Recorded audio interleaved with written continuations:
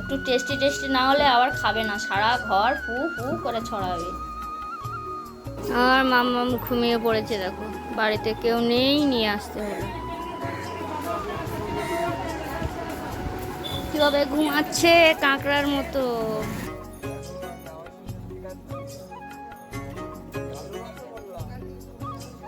গিয়ে পারবো, গাছে পারবো।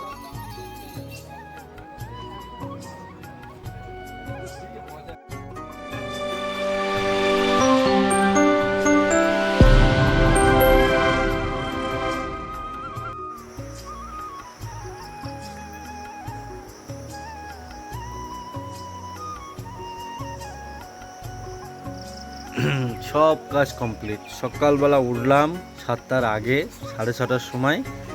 সেখান থেকে সব কাজ কমপ্লিট, জল ভরা রেডি। এখানে থালা বাসন অনেকগুলো ছিল, গিন্নি সব পরিষ্কার করে নিয়েছে।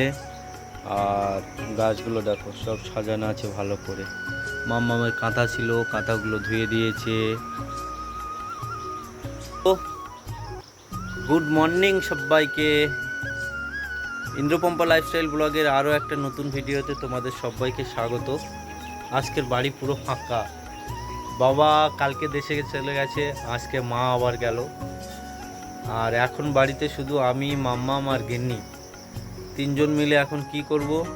তো একটাই কাজ, সকালবেলা উঠে তো আগে মাম্মামকে রেডি করতে হবে, আর তারপরে দোকানে যেতে হবে। তো আজকে দোকানে মাম্মামকে নিয়েই যেতে হবে, বাড়িতে কেউ নেই। তো চলো দেখা যাক আর কি শেয়ার করি। মাম্মাম শুয়ে আছে, দেখতে পাচ্ছ, উঠে গেছে। মাম্মাম গুড মর্নিং। মাম্মামও উঠে গেছে, মাম্মামকে রেডি করতে হবে।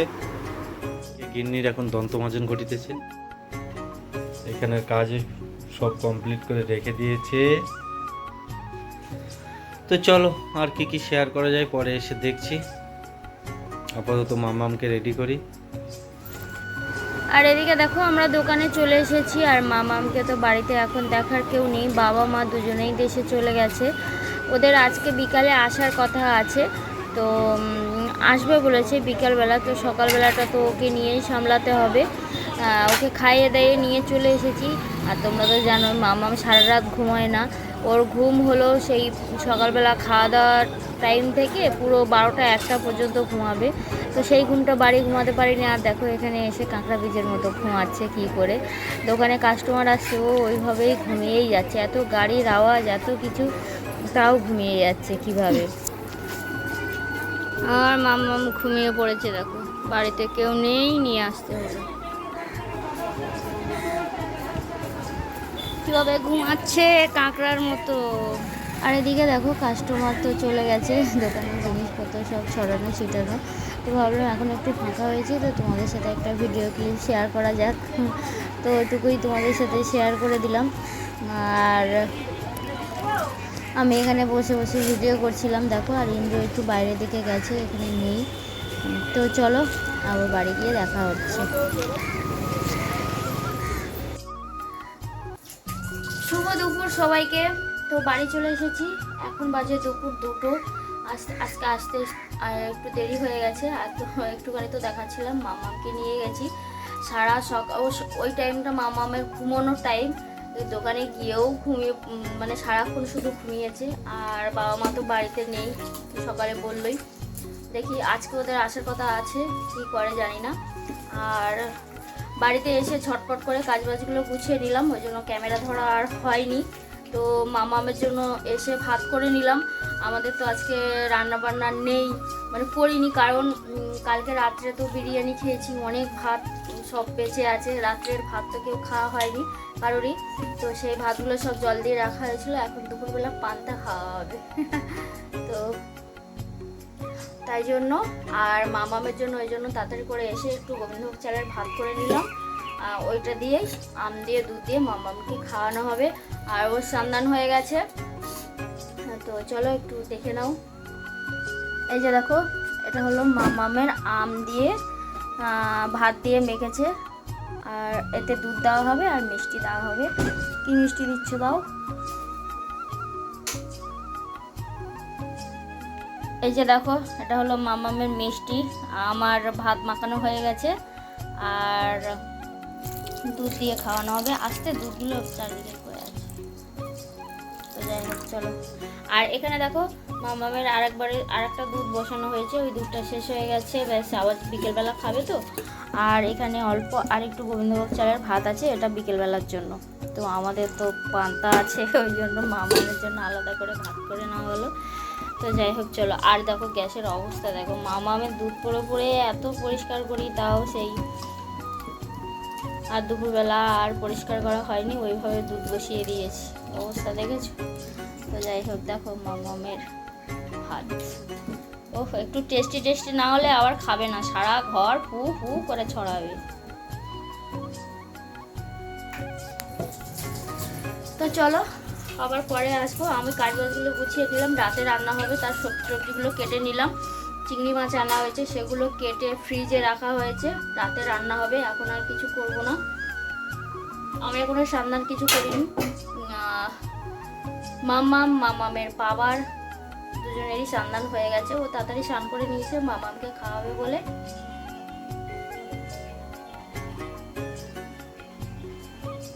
তো ও তাড়াতাড়ি স্নান করে নিয়েছে মামামকে খাওয়াবে বলে, আর আমি এবার স্নান করবো। তো চলো পরে আসছি। দুপুরের পরে বাবা মা বাড়িতে চলে এসেছিল, সেটা তোমাদের সাথে শেয়ার করা হয়নি। তারপরে তো আমরা দোকানে চলে গেছিলাম। এখন তো জামাই ষষ্ঠীর বাজার চলছে, ভিডিওটা লেটে আপডেট মানে পোস্ট হচ্ছে, তোমরা তো বুঝতেই পারছো।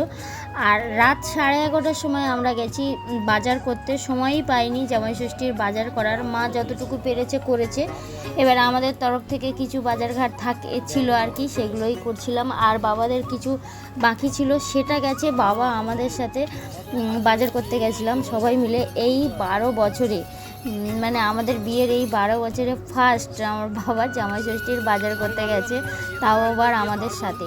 মা আর কি মাছ মাংস যা যা লাগে সেগুলো মা করে নিয়েছে। আর ফলের বাজার, মিষ্টির বাজার, ফল তো বাবা নিয়েছে আর মিষ্টিটা আমরা নিয়েছিলাম। তো ফলের বাজার করতে গেছিলো বাবা, সময় পাইনি। বাবাও তো ছিল আমাদের সাথে দোকানে।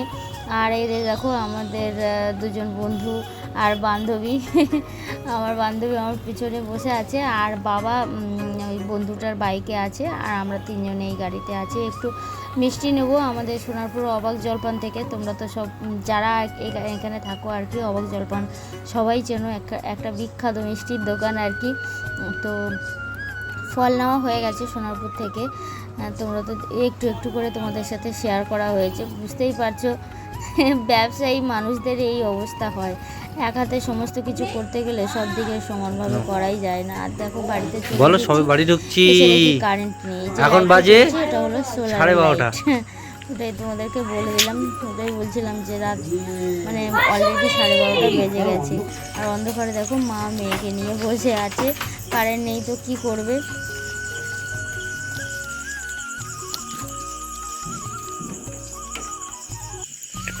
অবশেষে বাড়ির দর্শন। 12:30 পর্যন্ত। বলো কি বলছো বলো। আমাদের তো আর মিষ্টি কিছু কেনা হয়নি, তো আর সময়ই হয়নি। দোকান দোকান দোকান করে মাথা খারাপ।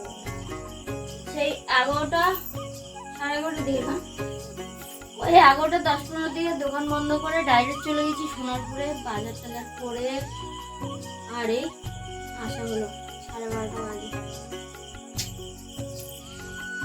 চলো